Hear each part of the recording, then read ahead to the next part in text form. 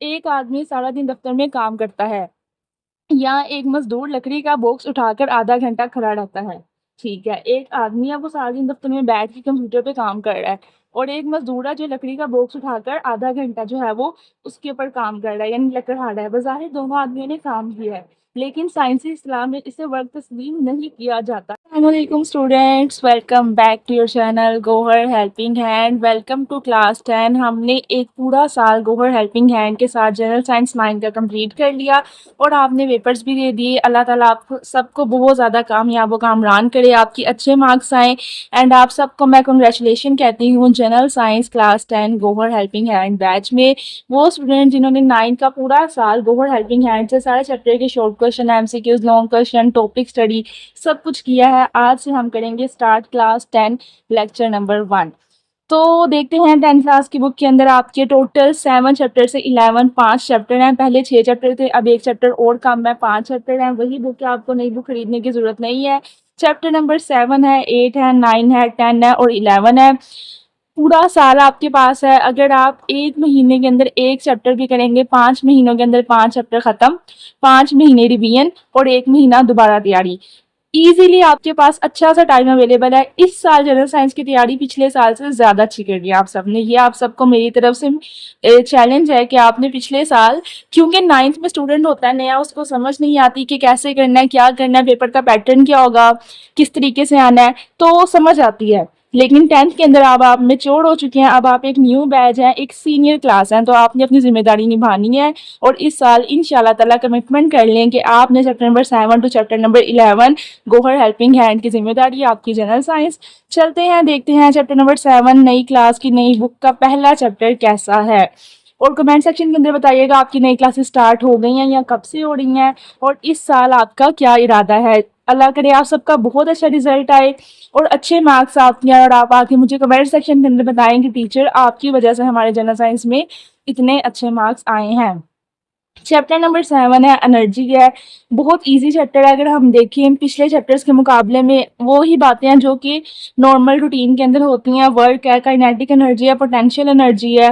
ये समझने की चीज़ें हैं, बस आपने एक दफ़ा समझ ली तो आपको ये खुद ब खुद याद हो जाएंगी, इतनी मुश्किल नहीं है। इलास्टिक पोटेंशियल एनर्जी है, केमिकल एनर्जी, हरारती एनर्जी, रोशनी की एनर्जी, इलेक्ट्रिकल एनर्जी, एनर्जी का बाहम तबादला, एनर्जी की तलब, इलेक्ट्रिकल एनर्जी का हसूल, इलेक्ट्रिसिटी पैदा करने के रिवायती तरीके। इस तरह काफ़ी लंबा आपका टाइडल पावर, ये सारा एक ही लॉन्ग क्वेश्चन जा रहा है। कुदरती गैस की नुमाइश, माहौल की अबतरी कम करने के एनर्जी का तहफ़्फ़ुज़, न्यूक्लियर फ्यूल से लाहा खतरात एंड एट द एंड जाके आपका चैप्टर ख़त्म होता है अहम नुकात पे। ना ज़्यादा मुश्किल है, ना ज़्यादा ईजी है, मीडियम चैप्टर है, लेकिन थोड़ा डिफरेंट चैप्टर है। जो आप पहले पढ़ते हैं, जिस स्टाइल का आपको याद करने की आदत है, उससे थोड़ा सा डिफरेंट है। पेज नंबर 97 है आपका, चैप्टर नंबर 7 है एनर्जी। यहाँ से आपकी क्लास 10 स्टार्ट हो रही है। अपनी बुक के ऊपर लिख लें क्लास 10। जो पिछले चैप्टर्स हैं उनसे आपका अब कोई ताल्लुक ही नहीं है, अब आपकी ज़िंदगी से चले गए हैं, क्योंकि पेपर आपने दे दिया, पास आपने हो जाना, अच्छे मार्क्स आपके आ जाने हैं। तो आज से आपका साइंस के अंदर सिर्फ और सिर्फ चैप्टर नंबर 7 से ही बुक स्टार्ट होगी और चैप्टर नंबर 11 तक जाएगी। देखते हैं किस नौयत के चैप्टर हैं, क्या क्या है। एक दफ़ा चलते हैं अपनी बुक की तरफ। सबसे पहले एनर्जी वाला चैप्टर है, ठीक है। इसके अंदर भी आपको इलेक्ट्रिसिटी ही ज़्यादा बताया हुआ है, इलेक्ट्रिसिटी के तरीके बनाने के, एनर्जी कौन कौन सी टाइप की होती हैं। करंट इलेक्ट्रिसिटी है, ये भी बहुत इंपॉर्टेंट है। बुनियादी इलेक्ट्रॉनिक्स है, समझने वाला चैप्टर है। साइंस और टेक्नोलॉजी है और पाकिस्तान का स्पेस और न्यूक्लियर प्रोग्राम। यानी कि सारे चैप्टर आपके टोटल जो है वो बिजली, इलेक्ट्रॉनिक्स, एनर्जी, स्पेस, न्यूक्लियर, इन्हीं चीज़ों से रिलेटेड हैं। जो पिछली आपकी 9 की बुक थी, जो कि आपके जिसमें जो चीज़ें थी उससे बहुत ज़्यादा डिफरेंट है, ठीक है, उसके जैसी नहीं है, काफ़ी चीज़ें अलग किस्म की हैं। तो आपको अब ये करना है, सिर्फ रट्टे नहीं लगाने, बल्कि इसको इंटरेस्ट लेके खुशी के साथ इस तरह पढ़ना है जैसे आप एक बुक पढ़ रहे हैं, इंटरेस्टिंग बुक है, आपको किसी ने गिफ्ट किया, आप पढ़ रहे हैं, इसके अंदर क्या क्या लिखा हुआ है उसको समझना है गोहर हेल्पिंग हैंड के साथ। आज हम थोड़ा सा जो है ना वो इंट्रो लेंगे, एक पेज जो है जस्ट रीड करते हैं। आज के लिए इतना ही काफ़ी है। फिर आपने स्कूल वालों से पहले जो है एडवांस रहना है। इस क्लास 10 के लिए आपको एक टिप मिलती है गोहर हेल्पिंग हैंड से। अगर आप इस साल क्लास के टॉपर्स में, मॉनिटर्स में रहना चाहते हैं, तो आपके लिए टिप ये है कि अभी आपकी क्लास का बिल्कुल स्टार्ट है। यानी अभी आप स्कूल भी नहीं गए होंगे जब आपने वीडियो देखी, अभी आपकी क्लास का फर्स्ट डे नहीं हुआ होगा। आपने ये करना है, इस साल अपने स्कूल, अपनी अकेडमी, जहाँ से भी आप पढ़ रहे हैं ना, वहाँ से एक कदम एडवांस रहना है। ठीक है, आपने ये करना है कि उनसे थोड़ा-सा पहले स्टडी स्टार्ट कर दें, उसका आपको बहुत सारा फ़ायदा होगा। वो क्या होगा, अगर आपने उनसे एक कदम एडवांस हैं, आपने अब जैसे स्कूल जाना है ना, स्कूल जाने से पहले आपका फ़र्ज़ बनता है कम से कम आप यहाँ तक ना 2-3 दिन में ना इतने टॉपिक कंप्लीट कर लें। ठीक है? जब आप उनसे एक भी कदम आगे रहेंगे ना, अब आपने ये टॉपिक सुना हुआ है, आपको इसकी थोड़ी-सी बेसिक नो हाउ है, तो आपने स्कूल जाना है, टीचर ने दोबारा यही टॉपिक पढ़ के सुनाना है, आपके दिमाग में रिवाइज़ हो जाना है। आपको ये पहले से जल्दी याद होगा और आपने जब अगले दिन क्लास में जाके सुनाना है, टीचर को खुद ही समझ आ जानी है कि ये बच्चा पढ़ के आ रहा है, ये बच्चा मैच्योर हो गया, ये तैयारी करके आ रहा है, इसे समझ आ गया है कि पढ़ने का तरीका क्या है। तो चलते हैं आज without time wasting page number 97 खोल लें अपनी अपनी बुक्स के ऊपर, चैप्टर नंबर 7 एनर्जी। वीडियो को स्टॉप करें और जल्दी से अपनी बैग से साइंस की बुक लेकर आएँ और पढ़ते हैं। एनर्जी हमारी ज़िंदगी का लाज़मी जुज़ो है। हमारी रोज़मर्रा ज़िंदगी में एनर्जी मुख्तलिफ़ शक्लों में इस्तेमाल होती है। ज़ाहिर-सी बात है, कोई काम हमने करना, हमें हर काम के लिए सबसे ज़रूरी चीज़ जो चाहिए वो एनर्जी है। अगर हमने कोई खाना भी खाना है, एनर्जी होगी तो खाएँगे ना, ठीक है? हाथ मुँह तक जाएँगे, एनर्जी हर काम के लिए आपको चाहिए, बेसिक चीज़ है। रोज़मर्रा ज़िंदगी में एनर्जी मुख्तलिफ़ शक्लों में इस्तेमाल होती है। सुबह से शाम तक हम बेशुमार काम करते हैं, इसलिए हमें एनर्जी खर्च करना पड़ती है। ज़ाहिर-सी बात है, सारा दिन आपने जो भी काम करना है, सबके लिए बेसिक चीज़ आपको क्या चाहिए? एनर्जी। जब हम काम करके थक जाते हैं, तो हमें खुराक की तलब महसूस होती है। अब आपने काम कर के थक गए हैं, जैसे गाड़ी को चलने के लिए पेट्रोल की ज़रूरत होती है, इस तरह इंसानी जिस्म को चलने के लिए एनर्जी की ज़रूरत होती है। खुराक हमें एनर्जी मुहैया करती है, रोशनी के बगैर हम कोई काम नहीं कर सकते। अंधेरा हो, बिल्कुल घुप अंधेरा हो, अंधे होके आप लिखना तो दूर की बात, चल भी सकते हैं, नहीं कुछ भी नहीं ना कर सकते, तो रोशनी के बगैर हम ज़िंदगी में कोई भी काम नहीं कर सकते, और एक एनर्जी के बगैर। आपके पास एनर्जी होगी तभी तो आप चल के जाएँगे और आपको नज़र आ रहा होगा कि आगे यहाँ पे चलना है, यहाँ पाँव रखना है, फिर ही तो आप चलेंगे। तो जो 2 चीज़ें ज़रूरी हैं ज़िंदगी के लिए, वो एक है एनर्जी और दूसरी है रोशनी। रोशनी भी एनर्जी है, ठीक है? ये एक एनर्जी है रोशनी, सूरज की शुआएँ हैं, वो एक एनर्जी है। सर्दियों में हमें खुद को गर्म रखने के लिए हरारत चाहिए, ज़ाहिर-सी बात है। ये भी एनर्जी ही की एक किस्म है। जो हीट है सूरज की, वो भी एक एनर्जी है, जो सूरज की शुआएँ हैं, वो भी एक एनर्जी है। गर्मियों में ठंडक के लिए पंखे चलाए जाते हैं, घरों में रेफ्रिजरेटर और एयर कंडीशन चलते हैं, जो कि मौसम आ गया है। अब शदीद गर्मी पड़नी है, जब तक एसी नहीं चलेगा, आपको सुकून नहीं आएगा। इनके अलावा भी हमसे बिजली से चलने वाली बहुत सी अशिया इस्तेमाल करते हैं, इन सब में इलेक्ट्रिसिटी इस्तेमाल की जाती है। इलेक्ट्रिसिटी इन्हें चलाने के लिए एनर्जी मुहैया करती है। एसी चलाना है, पंखा चलाना है, बिजली से चलना है ना, तो बिजली क्या है? एनर्जी की एक शक्ल है। तो यहाँ इस सारी बात का मकसद ये था कि एनर्जी की एक अहम शक्ल है जिसका नाम है इलेक्ट्रिसिटी। चैप्टर ये एनर्जी का है, लेकिन इसके अंदर आधे से ज़्यादा आपने बिजली के हवाले से पढ़ना है। अगला चैप्टर जो चैप्टर नंबर 8 है, वो तो आपका वैसे ही इलेक्ट्रिसिटी है। तो अगर आपने ये चैप्टर पढ़ा होगा तो आपको अगला चैप्टर समझ आएगा, वरना आपको नेक्स्ट चैप्टर समझ ही नहीं आएगा। आगे बढ़ते हैं जी। मोटरसाइकिल, गाड़ियाँ, हवाई जहाज़, बहरी जहाज़ चलाने के लिए ईंधन खर्च करना पड़ता है। ज़ाहिर बात है, उनके अंदर पेट्रोल, फ्यूल डलेगा तो वो चलेंगे ना। ये एनर्जी फराहम करता है, और ये भी क्या करता है? एनर्जी देता है। गर्ल्स, इस सारी बात का मकसद ये है, हर चीज़ को चलने के लिए एनर्जी चाहिए। जो हम मशीनों का इस्तेमाल ज़्यादा करते जा रहे हैं, एनर्जी की तलब बढ़ती जा रही है। ये आपका पूरा पैराग्राफ था, सिर्फ इसके अंदर 4 से 5 बातें बताई गई हैं। मैं मोटे-मोटे पॉइंट बना के बता देती हूँ। पहली बात ये बताई गई है कि ज़िंदगी में सबसे ज़्यादा ज़रूरी एनर्जी है। दूसरी बात ये बताई गई है कि रोशनी एनर्जी की एक शक्ल है और हर काम के लिए ज़रूरी है। तीसरी बात आपको ये बताई गई है कि इलेक्ट्रिसिटी भी एनर्जी की एक फ़ॉर्म है, एक शक्ल है, और हर काम के लिए हमें इलेक्ट्रिसिटी भी चाहिए, पंखे के लिए, ठंडक के लिए, ठीक है? और सर्दियों में हमें खुद को गर्म रखने के लिए भी रोशनी चाहिए, सूरज की रोशनी। ये 3 बातें बताई गई हैं, एनर्जी, रोशनी, इलेक्ट्रिसिटी।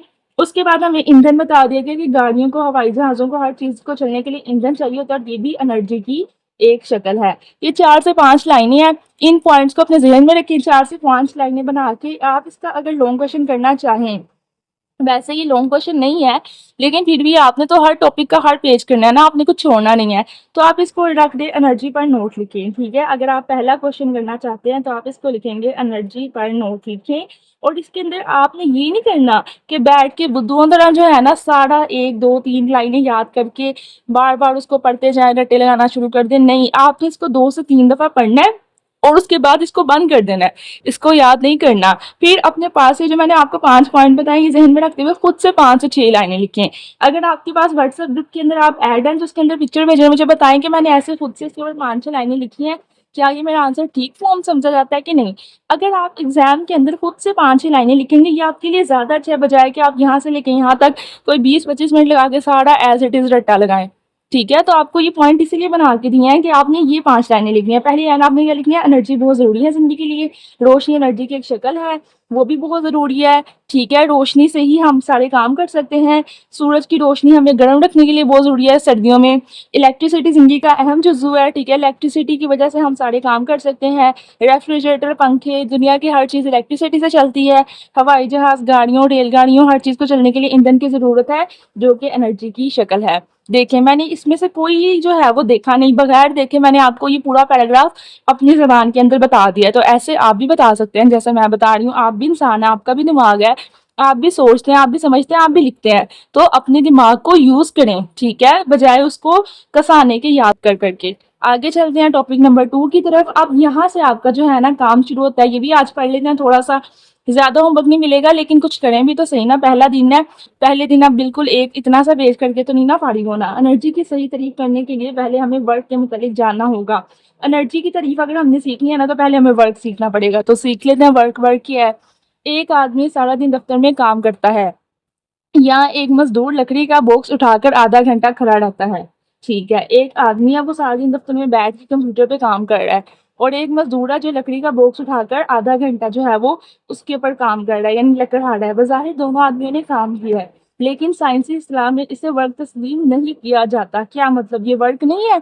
अच्छा जी, फिजिक्स में वर्क की एक मखसूस तारीफ है, जब कोई फोर्स किसी जिस्म पर अमल करे, इसे एक जगह से दूसरी जगह ले जाए, यानी इसे डिस्प्लेस कर दे, तो कहा जाता है कि फोर्स ने जिस्म पर वर्क किया।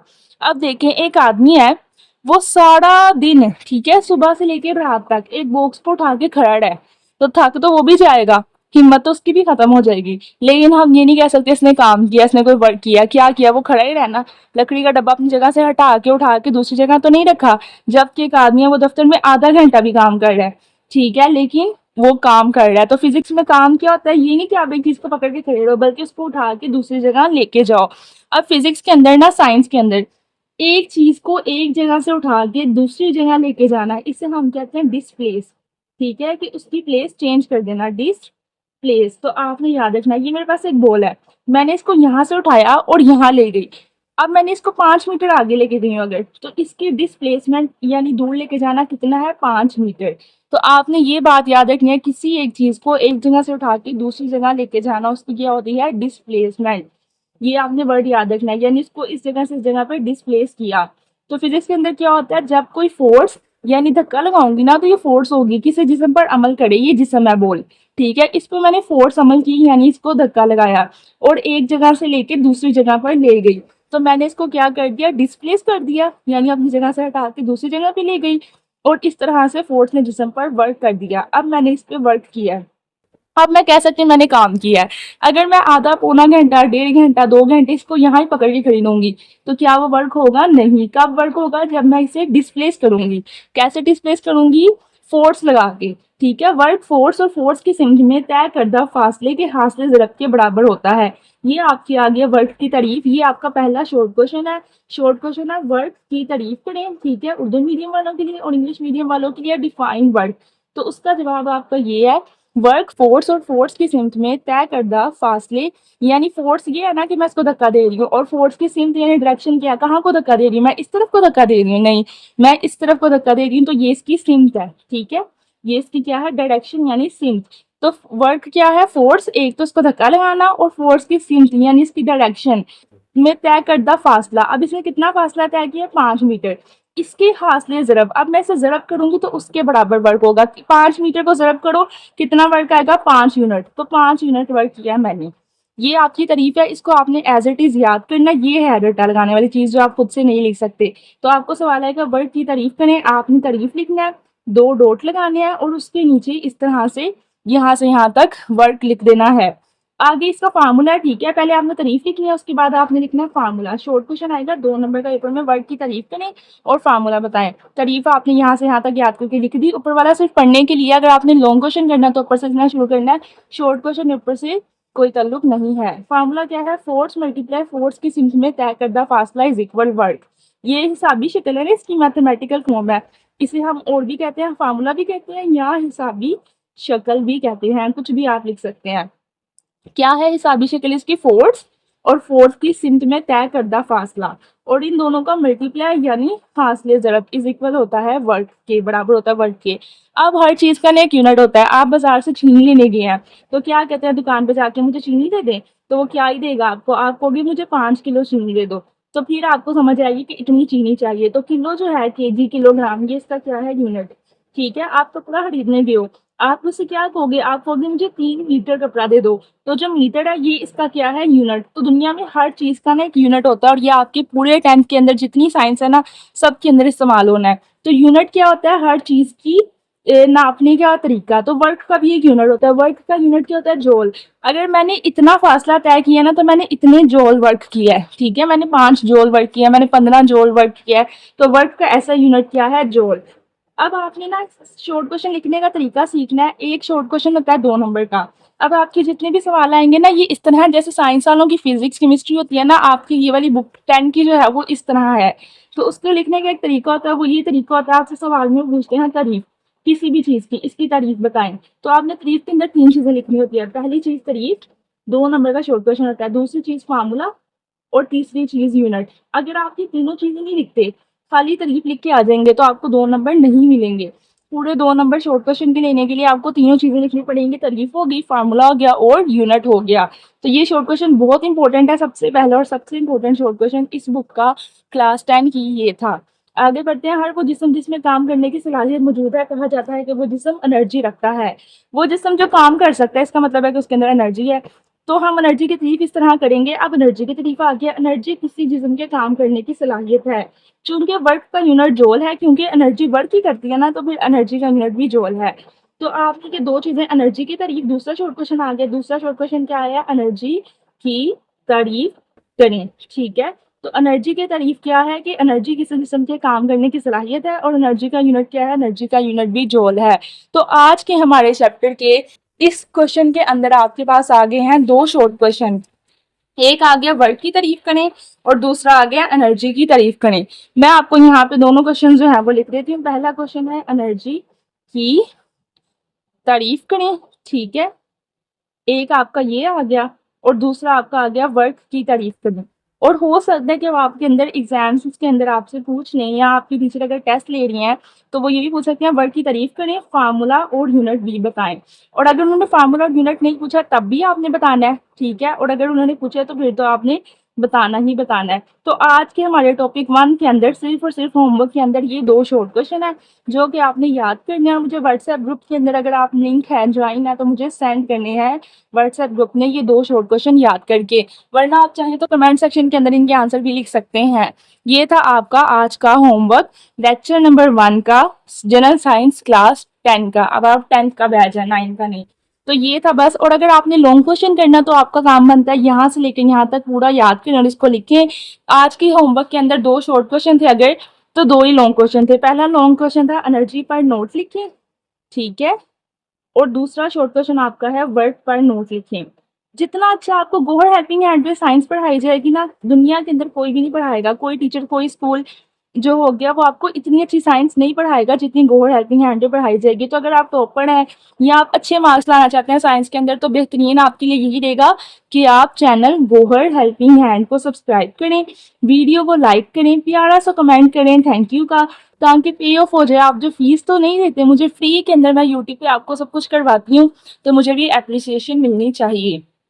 बहरहाल आज के लिए आप सबको खुदा हाफिज़ है। अपना होमवर्क ज़रूर कंप्लीट कीजिएगा। 2 लॉन्ग क्वेश्चन है आज के होमवर्क के अंदर और 2 शॉर्ट क्वेश्चन है।